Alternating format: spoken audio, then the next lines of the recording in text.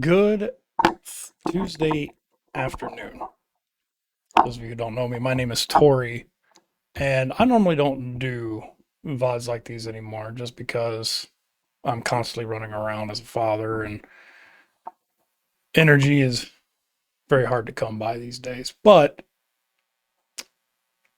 I was tagged in a post by Percussive173, and it pertained to advice I would give new creators who are just entering the content creation and the live streaming space. Now, I always love being able to share my observations and share what I have learned over the 5 years that I've been doing this.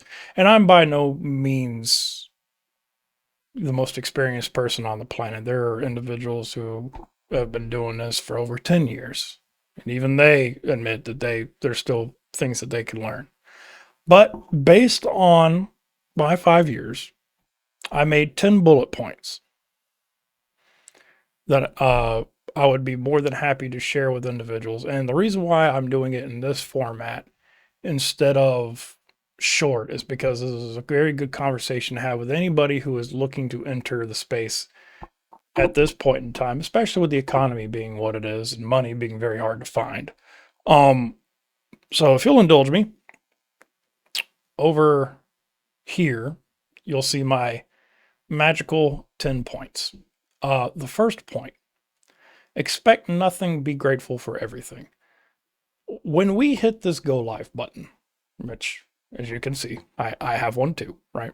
It says go live. When we hit this go live button, there are a few of us when we start off that we expect people to come through. We expect people to immediately flock to our stream, know instantaneously when the channel goes live, and support us no matter what it is we're doing. There is nothing guaranteed to us in the streaming content space. Um, and as I mentioned before we got into the points, the economy sucks. It is very horrendous. Gas is constantly rising and falling. You know, people who are retired are having to work 9 to 5s. And not everybody can afford to support monetarily or even be there when your channel goes live because of life. So we should never expect as content creators for people to pull into our streams. It's on us to be able to advertise for ourselves and to let people know, hey, this is what we're doing today. And be grateful for when people do support us because, as the saying goes in World of Warcraft, time is money. And somebody's time that they're giving you to pull through the channel and let you know that they're there, that's time that they're spending with you that they could spend anywhere else. Because again, there's millions of other creators doing the exact same thing we're doing. So it's you never expect anything in this space. Never. Because the moment you start expecting it, that is when you start walking a very fine line to being entitled. And when you start getting entitled and you start demanding things and those things don't show up, it's going to start messing with your headspace, and that's never a good place to be. Point number 2: experience. Experience comes by trial and error. When I first started streaming in 2021, I was streaming on Twitch Studio, and I had a friend at the time, Nerdy Jessica, that helped me out with logos. They helped me out trying to get everything set up because they'd been doing it for a little while, and I had a hand in. I had a good jumping point to get into streaming when I was doing rated BGs. But when I moved from Twitch to Kick, I was forced into the deep end of the pool where I had to figure out, okay, how do I move things from, how do I integrate web tools? How do I integrate alerts? How do I make alerts? How do I, come up with channel points that are unique? And for all the problems that Kick had starting off, and all the problems it still has, the one thing that I will give kick is the fact that it forced me to have to step outside my comfort zone and start building things as a creator that I otherwise would not have been building and would have been comfortable with on Twitch.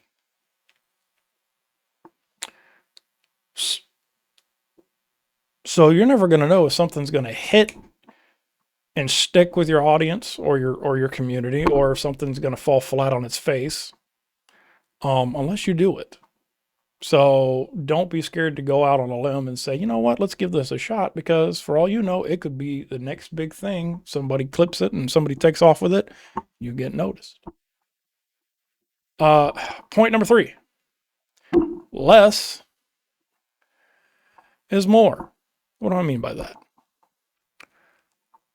I feel like new content creators, and myself included when I was starting off, felt like they had to be on every single day in order to build an audience.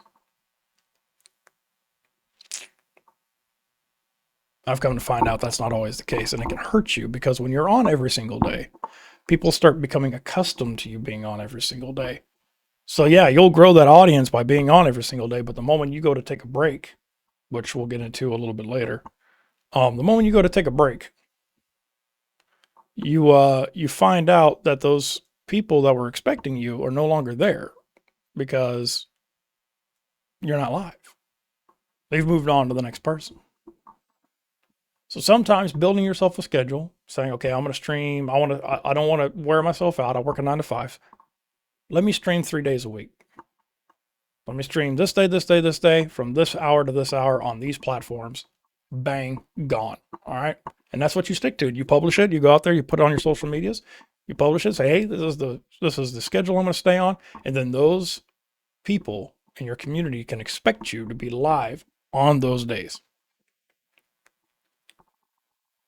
You don't have to stream every single day, as long as you stick to your schedule. Point 4, social media is your friend. I like to call Twatter, or Twitter, or X, whatever you want to call it. I call it Twatter for reasons. I like to call it the newspaper, the modern day newspaper. Why? Because it announces everything. It announces when events are happening. It announces in real time what's happening. And people, again, share content and share when they're going live. It is literally the modern day newspaper. But you don't just have to just stick to Twitter, TikTok, Discord, Facebook, Instagram. All these things. Now we got Club and we got Own. All these social media apps give you an opportunity to publish not only your content, which again, there's another point down here that we'll get to, but also let people know when you're going live and what your plan is. So you can go out there and you can tell them, hey, today we're going to dabble in, in an indie game, or we're going to go do casual war zones. So that way people can know before they hop into your stream what it is they're going to be watching and whether or not they want to tune in. Give them that luxury, unless you already have it pre-published on your schedule. That's up to you. Social media is always going to be your friend until you make it your enemy. What do I mean by that? Well, be careful of certain topics. If you don't want to dive into the treacherous drama waters, and as someone who dabbled in drama for years and years and finally got tired of it, I'm here to tell you, politics, talking about others, viewbot, anything that is considered controversial. Just unless you want to make that your content, that is your choice. Just steer clear of it. If you don't want to dive into that into the pool, steer clear of it. Just leave it alone. Don't even discuss it. Point number 5, collab with others. There is nothing harmful with meeting somebody and saying, hey, oh, you play this game? I play this game too. Would you mind if we link up and, we share a couple games or whatever? That is how you get introduced to other communities and to other friends and to other people that you may not have known before, and whose communities may not have heard of you. And then you open up a potential for more people to come and watch your streams when they're not live. Now, people will be like, well, that's mooching. You're stealing people. You can't steal viewers. I hate to break it to you. Viewers are going to go wherever viewers are going are going to go. Like I said, there's a million people doing the exact same thing you're doing. There's probably 500,000 plus people playing Call of Duty or playing Overwatch or playing World of Warcraft or playing Arc Raiders. You can't stop a viewer from going where he's going, but what you can do is you can grow your outreach, meet like-minded individuals and streamers and whatnot in their communities, show who you are and what it is you do and a little bit of your vibe to those communities, and let those communities decide if, when their favorite streamer's not live, they roll over and support you as well. So collabing is never a bad thing. It is never a bad thing. Number 6, the big one, the very large one here, which is why it is in all caps. Number 6, post your content.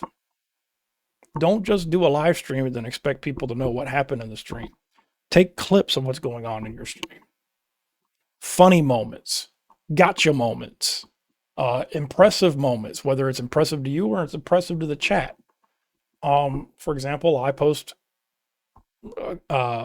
Warzone clips and people are like, oh, well, you know, you're standing still or whatever. For me, it's impressive because guess what? I have a 1070 GPU. I'm lucky to see a stick figure moving in the distance. And if I can headshot them from 300 meters out, I'll take that as a win. Or friend slop like Repo, or a 5-piece in Overwatch, you know, whatever the case may be. Clip those moments.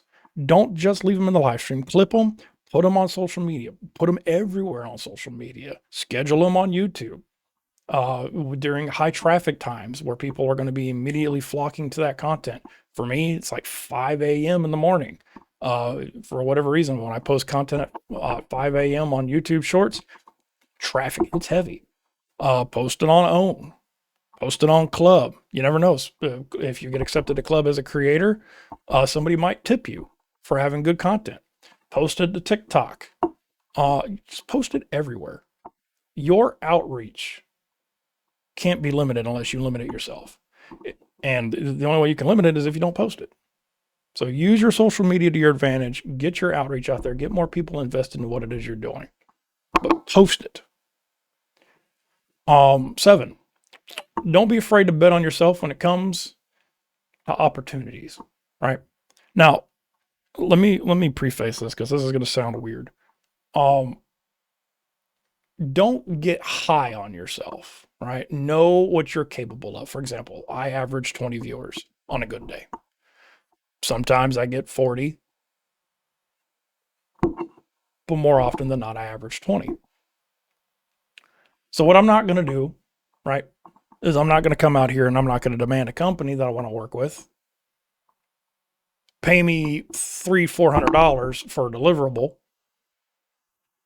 you know, and I'll do this I'll do this one-time deliverable for you. Make it make sense, right? But take the risk, take the jump, and ask. The better way to explain it would be like, for example, DreamHack, right? A lot of people don't apply to conventions, or they don't apply for partnerships or sponsorships or affiliateships, whatever you want to call them, because they feel like their numbers don't let them qualify. And in 2023, in the winter of 2023, I applied to DreamHack as a creator, and surprise, surprise, I was accepted. I averaged 10 to 15 viewers. 10 to 15 viewers, not a lot of traffic. I just retired from the service and was trying to find my footing after a very, very tough year mentally. And I applied, and I sat there and I told myself, like, I'm not going to get it. And I got it. They said, you know what? We're going to give you this opportunity to come learn, to come grow, to come experience what's going on. And we think you'd be a good fit. Attitude means everything. It really does. And a lot of people are going to come out here and they're going to go, oh, no, bad press is good press. And, you know, any press is good press. And I'm going to tell you, to a point, you might be right. But at some point, somebody's going to remember all the negative things over the positive things you've done in the space. And they're not going to want any piece of that. So attitude, if you come in and you present yourself as somebody who's wanting to learn, who's wanting to grow, who's hungry, understands that their metrics right now aren't the greatest, but you're busting your tail to get your content out there, to post on all your socials, and you're being aggressive, but you're also being kind-hearted, you're caring for others, and you are a good fit for a role model within the streaming community, places will take chances on you. DreamHack took a chance on me.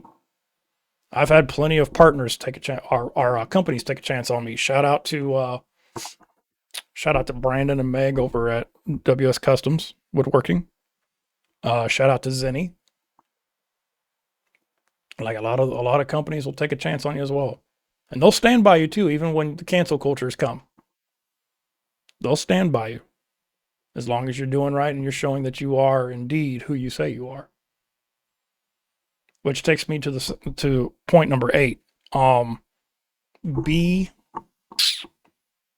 yourself, not what you think others want you to be.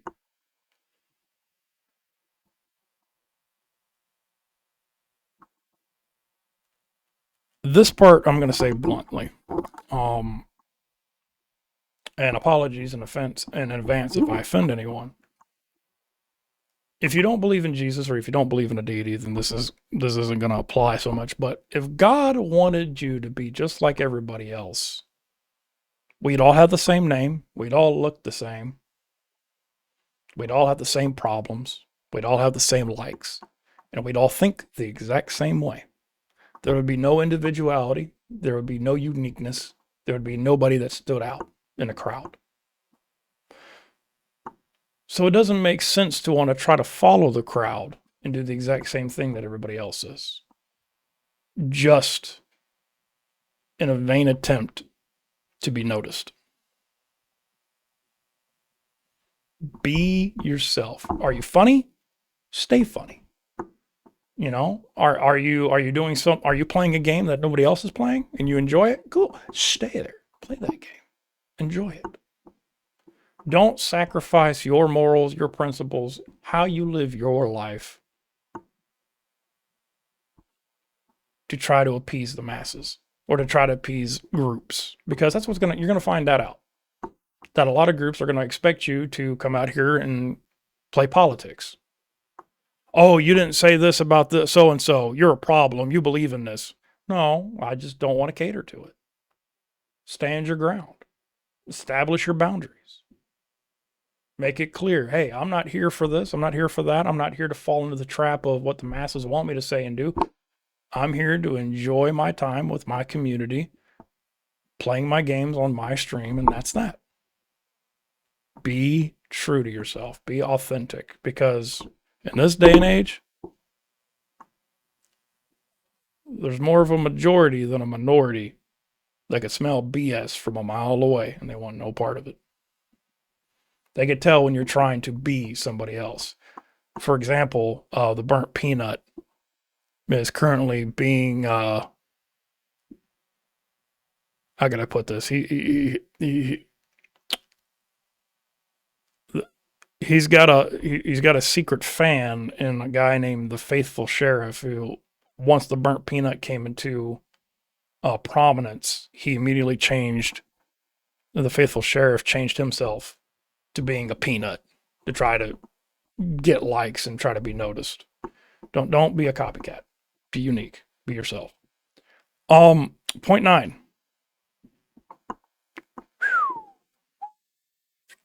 There we go.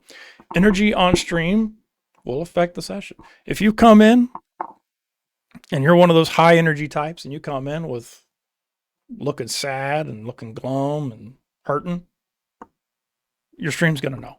It's going to be evident, and you're not going to be able to hide it very well. So try to keep your stream upbeat. Try to keep your stream positive, energetic. Bring what you want out of your stream with you to your stream. If you're moping, they're moping. If you're ready to go and you're a go-getter, they're going to be right there with you.